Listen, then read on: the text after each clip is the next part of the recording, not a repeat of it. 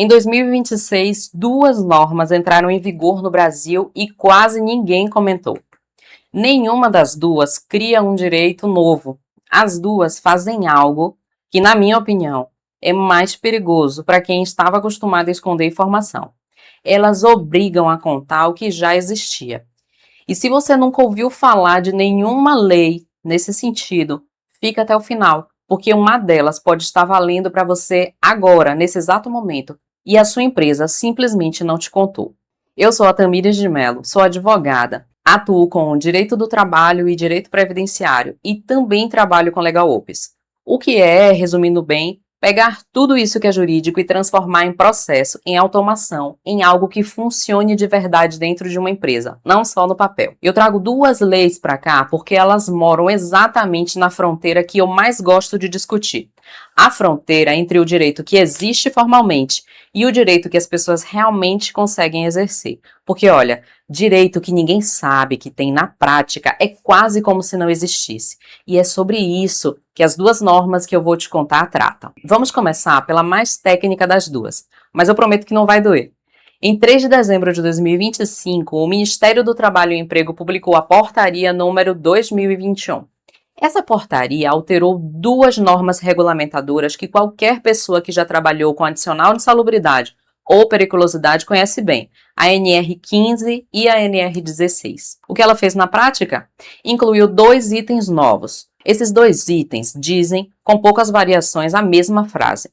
O laudo que caracteriza a insalubridade ou a periculosidade deve estar disponível para os trabalhadores, para os sindicatos da categoria profissional e para a inspeção do trabalho. Parece pouco, não é? Mas eu te afirmo que não. Durante anos, esse laudo existia porque a lei exigia que existisse, mas ele ficava, na prática, guardado lá na gaveta. Era um documento de uso interno. Se você suspeitava que trabalhava exposto a um agente insalubre e a empresa não te pagava o adicional, a única forma de descobrir o que estava naquele laudo, se é que ele existia mesmo, era entrar com uma ação e esperar uma perícia judicial. A partir de abril de 2026, isso muda. Você, trabalhador, pode pedir para ver esse laudo. O sindicato da sua categoria também pode.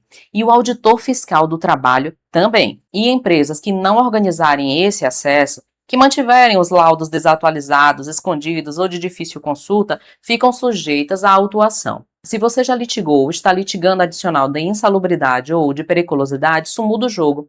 Antes, a informação estava do lado da empresa. Agora ela é sua também. A segunda norma é mais recente ainda. Ela foi publicada no dia 2 de abril de 2026 e ela mexe com a CLT. A Lei 15.377 incluiu o artigo 169-A na Consolidação das Leis do Trabalho. E esse artigo cria uma obrigação nova para a empresa. Ela precisa disponibilizar informações sobre campanhas oficiais de vacinação, sobre o papilomavírus humanos, que é o HPV, e sobre os cânceres de mama, de códulo de útero e de próstata, sempre seguindo as orientações do Ministério da Saúde. Só que tem uma parte dessa lei que eu acho ainda mais importante e que costuma passar batida. O direito de faltar ao trabalho sem perder o salário para fazer exame preventivo relacionado a esses temas. Ele já existia antes e isso não é novidade de 2026. O que é novidade é a obrigação de a empresa informar de forma ativa sobre esse direito. Não basta permitir que você falte se você perguntar. A empresa agora precisa te contar que essa possibilidade existe antes de você precisar perguntar.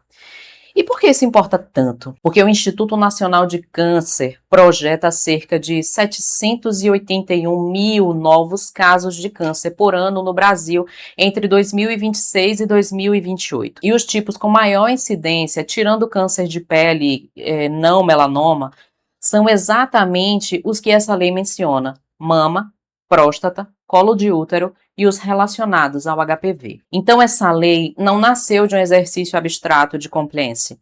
Ela nasceu de um problema de saúde pública real, que o legislador decidiu que também é responsabilidade do empregador. E aqui entra a parte que eu mais queria te contar hoje. Essas duas normas, à primeira vista, não tem nada a ver uma com a outra. Uma fala de laudo técnico de insalubridade. A outra fala de câncer e vacinação. Mas se você reparar bem, as duas fazem exatamente a mesma coisa. Elas tiram do empregador o poder de decidir quem tem acesso à informação. O laudo de insalubridade sempre existiu, só não circulava. O direito ao exame preventivo sempre existiu, só não era anunciado. Em nenhum dos dois casos, o legislador inventou um direito do zero. Ele pegou um direito que já estava lá e retirou de quem detinha a informação, a liberdade de decidir se contava ou não contava. E isso, para mim, que sou advogada, é uma das formas mais silenciosas de poder que existem. A simetria de informação. Quem sabe, decide. Quem não sabe, obedece sem entender por quê. Regular quem tem acesso à informação é sociologicamente tão importante quanto regular o direito em si. Então, o que fazer com tudo isso? Se você é empresa ou trabalha com RH, audite os laudos de insalubridade e periculosidade que já existem. Estruture um fluxo organizado de acesso e monte uma rotina documentada de comunicação sobre saúde preventiva. Guarde data, canal e conteúdo de cada comunicação, porque hoje provar que você informou pesa tanto quanto ter informado de fato. Se você é trabalhador, os laudos de sua empresa não são mais um segredo institucional, você pode pedir acesso. E se você nunca ouviu falar que pode faltar com salário garantido para fazer exame preventivo de HPV ou de câncer, essa informação é sua por direito. A empresa tem a obrigação de te contar. Se não contou, o problema é dela, não seu. Essas duas leis são um bom resumo do que eu mais gosto de discutir aqui no Direito ao Café. O direito que existe no papel é só metade da história. A outra metade é quem sabe que ele existe. Se você quer continuar acompanhando esse tipo de análise com essa mesma mistura de direito, tecnologia e leitura crítica, o lugar certo é o Substack, o Direito ao Café. Lá, quem assina recebe também o meu guia prático de atendimento digital, de graça, com as estratégias que eu mesma uso para automatizar a porta de entrada do meu escritório. Assina, garante o guia e toma esse café comigo. Até o próximo vídeo.